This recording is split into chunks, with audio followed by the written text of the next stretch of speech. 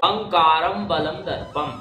अहंकार यानी कि अत्यधिक अपने आप को श्रेष्ठ समझना ही, अमर्ष की भावना ही अहंकार कहलाती है। और दर्प, दर्प यानी कि हम ही सबसे बढ़िया हैं, हमसे बढ़िया कोई नहीं। हर एक चीजों में अपने आप की आत्म प्रशंसा करना भी यह है दर्प। अहंकार यानी कि हमसे दूसरा कोई है ही नहीं।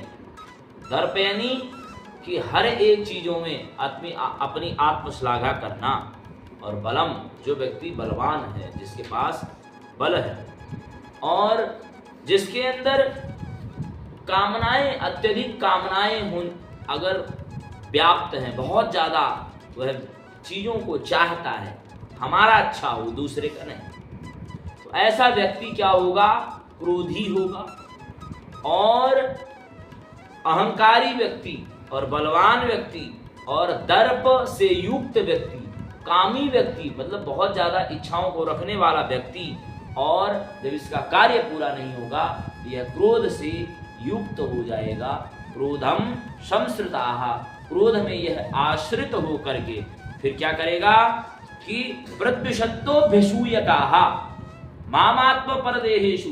हे अर्जुन, जो मेरे ही इस संसार में व्याप्त, जो मनुष्य रूप में जन है, प्राणी है, मैं सभी के अंदर आत्मा रूप में विद्यमान हूं, उन सभी लोगों की वह क्या करने लग जाएगा?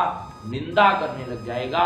उसका फल यह होगा कि वह निंदा जो कर रहा है, द्वेष जो कर रहा है, असूया जो कर रहा है, वह किसी प्राणी विशेष की नहीं कर रहा, वह मेरी ही निंदा कर रहा है। तो भगवान ने पिछले श्लोकों में कहा ही कि पतंती नरकेषु च। ऐसे व्यक्ति जो अपने आप को यह समझेंगे कि मैं ही अच्छा हूं, मैं ही सबसे श्रेष्ठ हूं, ऐसे व्यक्ति असुचित व्रत कार्य करते हैं। और जो असुचित व्रत कार्य करते हैं उनको भगवान कहां पर ले जाते हैं? कहां ले जाते हैं? नरक में ले जाते हैं। नरक कह लो, चाहे यह मृत्यु के बाद प्राप्त होगा, चाहे यह मृत्यु लोक में प्राप्त हो, यह दोनों प्रकार के नरक इस संसार में दिखाई देते हैं। अत्यधिक अहंकार किसी भी व्यक्ति का नहीं रहा। श्रेष्ठ वह व्यक्ति है, उसके पास धन, विद्या और पद, प्रतिष्ठा होने के बाद वह नम्र रहे, वह उसका जो है सफल व्यक्तित्व है। उसके अंदर दैवीय भावनाएं, जिसके अंदर क्या होता है? पद आ गया, प्रतिष्ठा आ गया, धन आ गया, और वह व्यक्ति लोगों के साथ घुल मिल के नहीं रहता, वह क्या है? आसुरी प्रवृत्ति वाला व्यक्ति है। अहंकार करना असुर गत कृत्य होता है। अहंकार नहीं करते। थोड़ी सी हम सफलता पा गए सोशल मीडिया में ही, अगर हम थोड़ी सी सफलता प्राप्त कर लेंगे, अच्छे व्यूज चले जाएंगे, अच्छे सब्सक्राइबर्स हो जाते हैं, उसी में लोगों का अहंकार आ जाता है। थोड़ी सी अच्छी सी नौकरी क्या लग जाती है, आम मध्यम वर्गीय परिवार के लोग, वह भी अहंकार से। धनी आदमी तो उसकी बात ही छोड़ दो, बिजनेसमैन की तो बात छोड़ दो।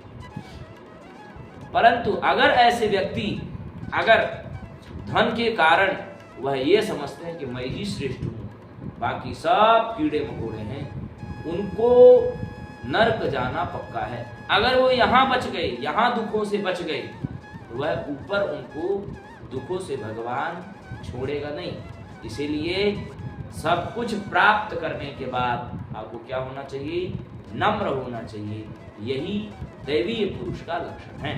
तो आज भगवान ने यही कहा कि हे अर्जुन, अहंकार, अहंकार यानी अपने अंदर श्रेष्ठ भावना, बल यानी आदमी के अंदर ताकत हो बहुत ज्यादा, और दर्प, हर एक बात में अपनी प्रशंसा कर, दूसरे की नहीं।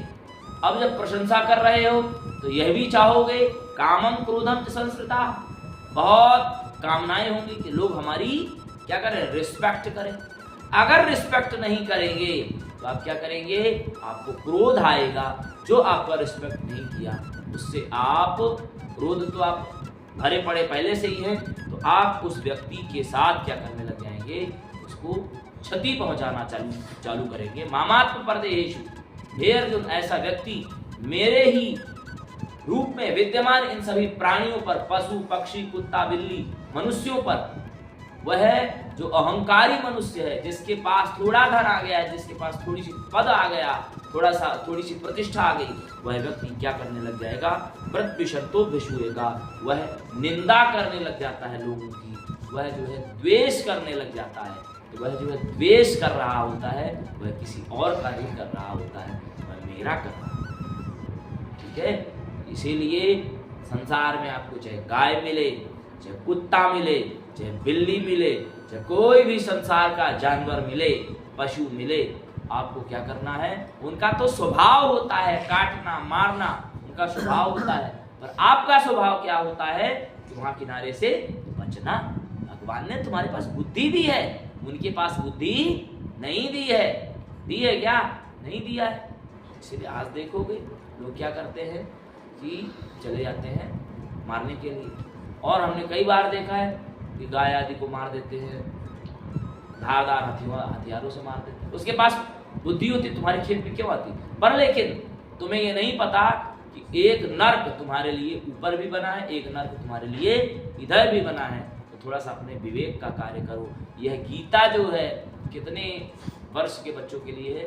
25 से 26 वर्ष के बच्चों के लिए है। ये बुढ़े आदमी के लिए पढ़ने की गीता। अहंकारम बलम दर्पम कामं क्रोधं च संश्रिता मामात्म परदेहेषु वृद्धिशन्तो व्यसूयकाः।